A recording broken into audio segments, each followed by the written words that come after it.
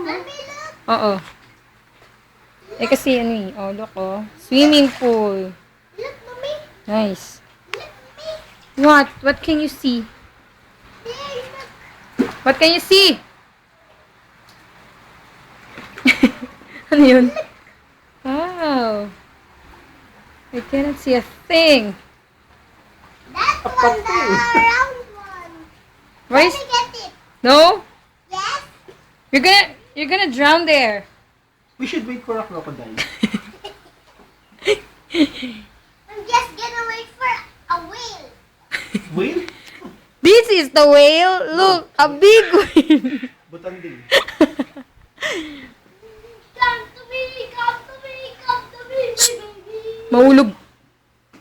Wow. Ito po ang aming bahay. Our home sweet home. Yan po. Inside the room.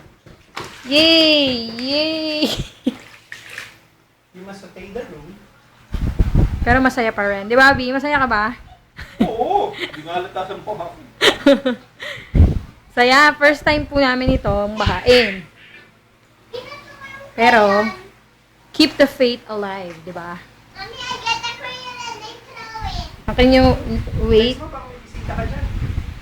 Puntayin natin dito. Sarap tumanggap ng bisita mo. Ito na po ang sinaing ni Per.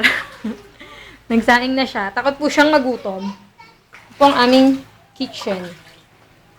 Ang saya-saya. Ito hanggang ilalim ng mata yung ano ko ah. Alin? Yung baha. Ano yun? Saya! Hindi. Dapat positive, di ba? Kahit masama yung nangyayari.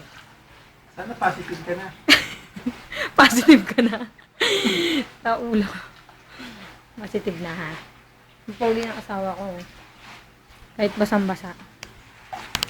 Ang pamilyang hindi naliligo. Babay ka na, Penny. Ay! What are you getting there? What's that? A rock.